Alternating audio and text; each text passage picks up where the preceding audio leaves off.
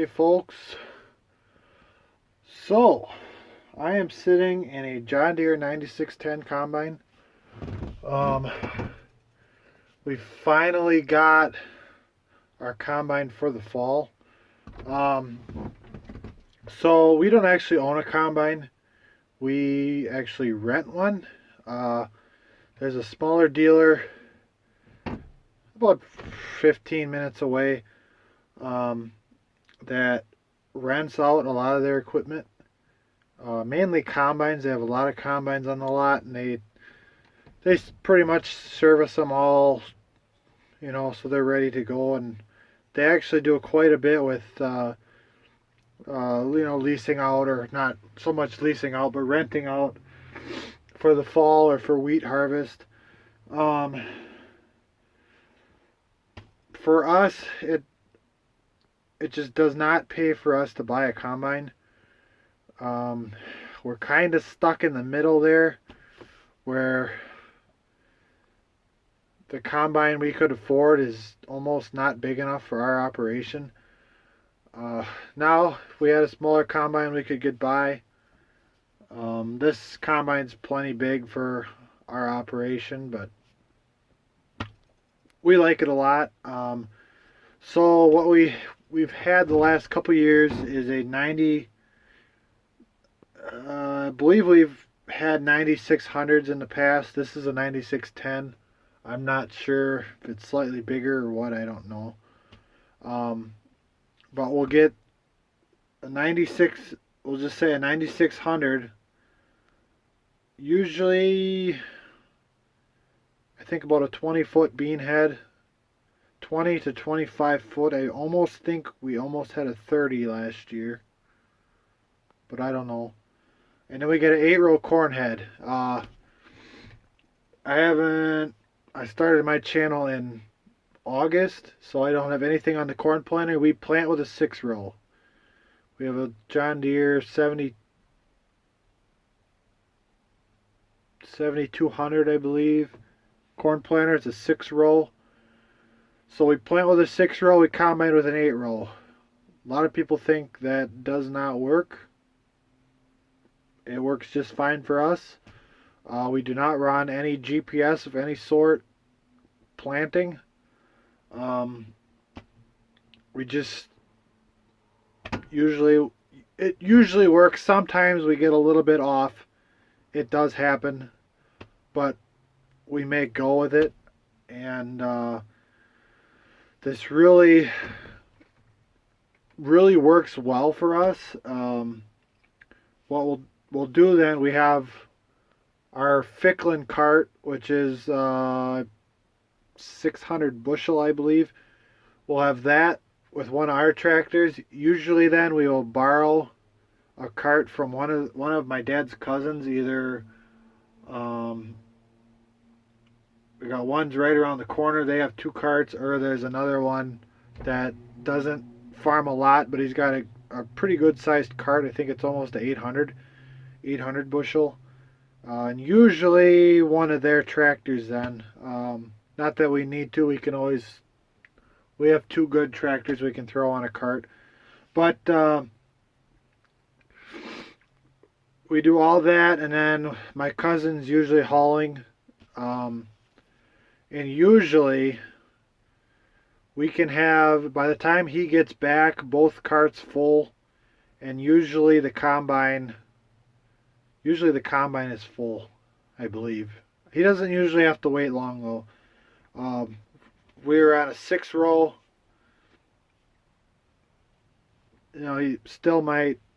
We still might catch up to him, but usually, you know. So, not yesterday, 2 days ago, we went around. We picked a bunch of ears. We did a bunch of tests. We just take a sample to the co-op and have them do it for free. Everything is right about the same as our water stuff is all about the same. We were trying to figure out what stuff we're going to put in the silo. We are going to stick the stuff right at home, right in the silo, and everything farther out is going to get sold.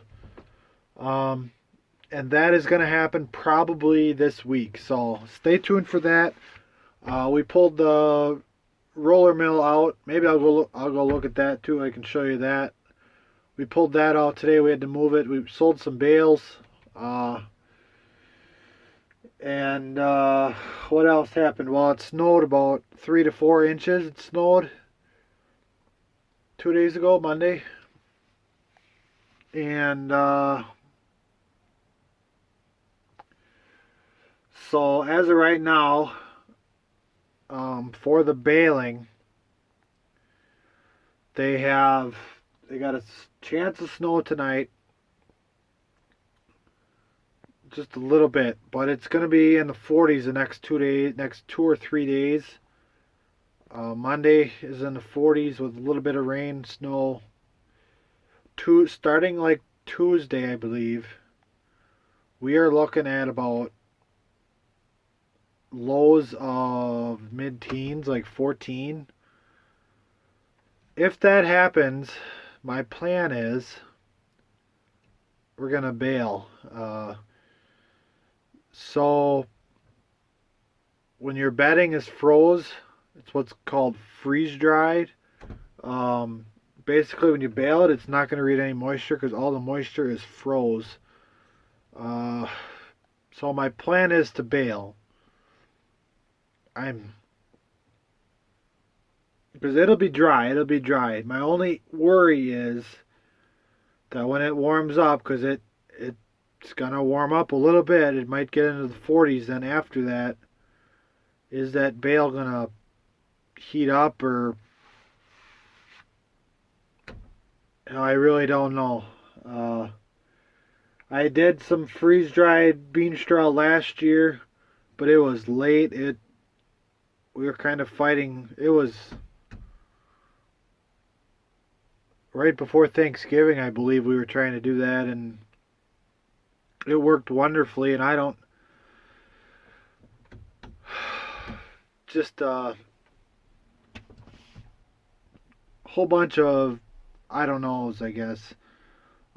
So I think if it does freeze, I think we're gonna bail.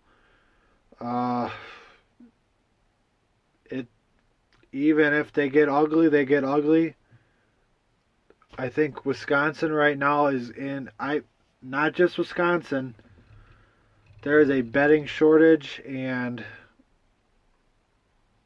it's not a lot of guys are gonna get some corn stalks baled this year. I mean, unless they're really trying. Um, you can get them baled. Are you gonna get them dry? I don't know. The round bale, usually you can round bale at a higher moisture. Uh, I can never get them dry enough to square bale, but if it does freeze, I can go ahead and do them. So I don't know if we're going to be doing any corn stalks, but if I get enough opportunity, we probably will go ahead and do it. We went to the auction, the hay and bedding auction today, and there was some bean straw there that it blew our minds how much it went for. And I can tell you right now, anybody buying bean straw from me is the price is going up a little, but it's a commodity. Everything changes. So, anyways, I will go ahead and walk over probably and show you that roller mill just so you know what we have. We'll probably set that up to the silo early in the week.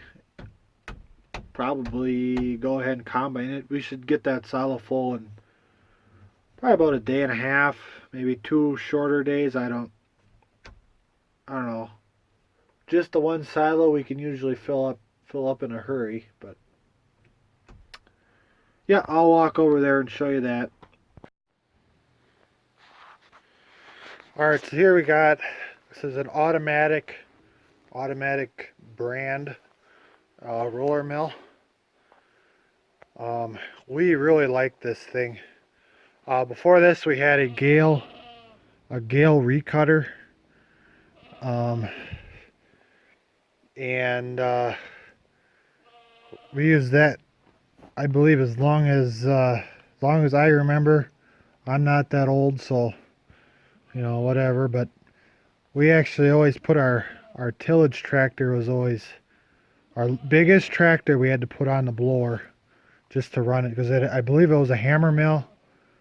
Hammer mill. You had a screen in there and everything, and we needed our big tractor to go on there. Now with this thing, this has rollers.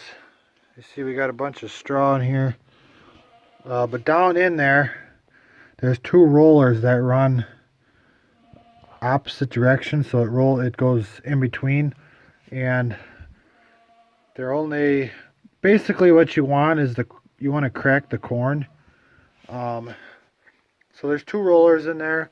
There's an auger that runs from the wagon, and it runs into the hopper here through the rollers, and then I'm not sure if there's an auger underneath, or I'm not really sure what's in there, but it'll push it into the fan then, and then all the way up the silo. Yeah, this thing has sped up our process quite a bit. It used to take quite a while with our recutter. You could only feed it in so fast. This, you can fill this hopper up and let it take whatever it's gonna, as much as it can handle, it'll take. So there's a lever here that opens a door inside. There's a door in the bottom of this. And here you can adjust how close or wide your rollers are apart, so how finely it grinds. Then you just have a little dial here for your auger. You can speed up your auger or slow it down. It runs on a 540, and we actually put our 62. This year we're going to put our 8140 on. In a past video I addressed our problem with the 6290 is the PTO will often shut off, and that would not be good for this because you don't want to jam up the fan or jam up the pipe or whatever if that would randomly shut off. So we're going to put our 8140 on, which I probably would have anyways, just because I want to put some hours on the tractor. Try and get some hours off of our 6290. But anyway, so that's that. So what we'll do is we'll set this up to the silo. We will set our red distiller's wagon, which is in the other shed, up to it without a tractor, or maybe with a tractor just to hold it in place. And then we will haul up with the cart, and with that 8-row head we can usually this doesn't have to shut down in between cart loads. We'll fill the wagon up. I'll get my cart empty as fast as I can, and I will turn around and head out to the field. And usually if he has to shut down, it's not for long. And I don't know if he, it depends where we're hauling from too, but usually, yeah, we can blow a lot of corn in the silo in a hurry if we really go at it. So that's that. That'll get pulled out probably early in the week, Monday, Tuesday. We'll see what happens. Other thing that happened yesterday, we got the cows home from out back. We just have them locked just in the barn here, and then there's a small area outside. I do not have the pasture finished yet, so I water them in here. Just got a tank. There's a pipeline that runs all the way just outside the milk house. We shove a hose in and it runs pretty much down to the tank here, and then I will throw I have a heater that or a tank de-icer heater thing. I can show you that at some point. I just throw that in there and it plugs into a cord or an outlet, and it'll keep the tank thawed. So the cabs are in here too. Still got to tag them. Should have been done, but it's so hard to get them out in the pasture. So we'll have to do that one day. Next order of business. The goats across the road need to come home. For one thing, they need to be bred.